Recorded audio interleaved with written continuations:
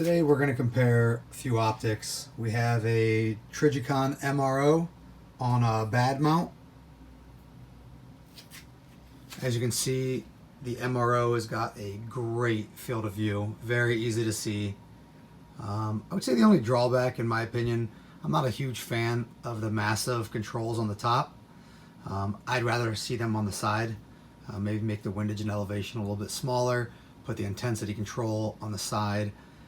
I realize that'd be very similar to Aimpoint, but it would make the footprint of this slightly smaller.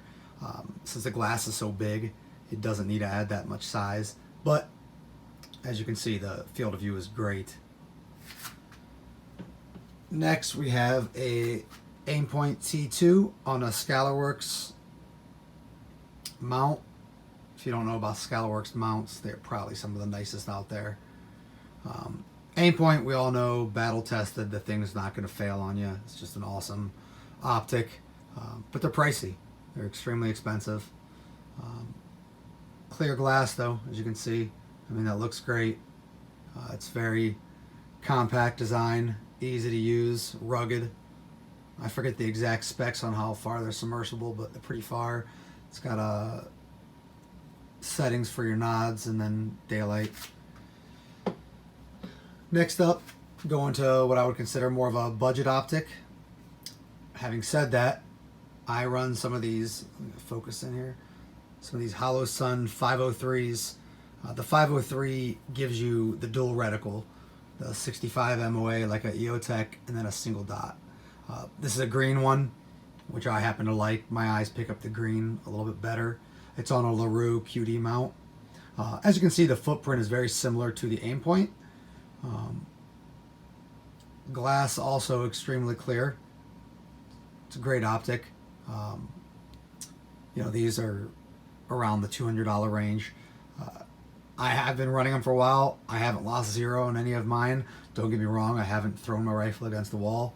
But for range guns, I'll tell you what, these Holosuns, absolutely hands down my favorite. The other one I'm going to bring up here is a Sig, because a lot of times people ask about the Romeos.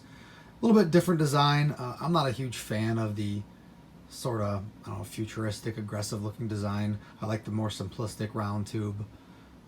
This also has, this was the 4B, which they don't make anymore. It had the dual reticle. I think now they give you a few more reticle options. But can't complain about the glass. It's got good glass. It's got a nice dot. It can switch to the 65 MOA. EOTech style also ring. But it's not bad. Like I said, I'm just not the biggest fan of the styling. But the optic actually is not bad.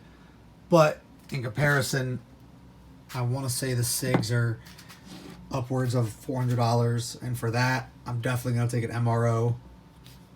Or I'm going to save money and get a Holosun, which I can't complain.